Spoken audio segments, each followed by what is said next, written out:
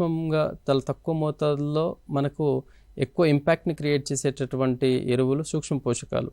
మనకు జింక్ కానీ, ఐరన్ కానీ, మ్యాంగనీస్ కానీ, కాఫర్ కానీ, లేదా మనకు బోరాన్ కానీ. సో చాలా వరకు ఏంటంటే మనకు ఇప్పుడున్నటువంటి వాణిజ్య పంటల్లో మనకు బోరాన్ యొక్క బోరాన్ వాడవలసిన అవకాశం చాలా వరకు మనకు రైతులకు ఉంది. సో ఇట్లాంటి సూక్ష్మ పోషకాలను మనం విస్మరించినప్పుడు చాలా వరకు ఏంటంటే మనకు ఈ ఇనుము ధాతు లోపం కానీ, జింక్ ధాతు లోపం కానీ, లేదా మనకు బోరాన్ కానీ, వీటి యొక్క లోపాలు అనేవి మొక్కలు అనేవి మనకు తెలియజేసే అవకాశం ఉంటుందన్నమాట. సో కాబట్టి రైతు సోదరులు ఏంటంటే ప్రధాన పోషకాలతో పాటు సకాలంలో పుష్పించేటటువంటి ఏ పంటలకైనా, అంటే పూత వచ్చిన తర్వాతనే మన ఖాతాగా ఏ పంటలో అయినా కూడా పూత అనేది చాలా ఇంపార్టెంట్ కాబట్టి అది మనకు పూత బాగా రావాలంటే కంపల్సరీ మనం బోరాన్ స్ప్రే చేయమని చెప్తాం, మనం బోరాక్స్ రూపంలో.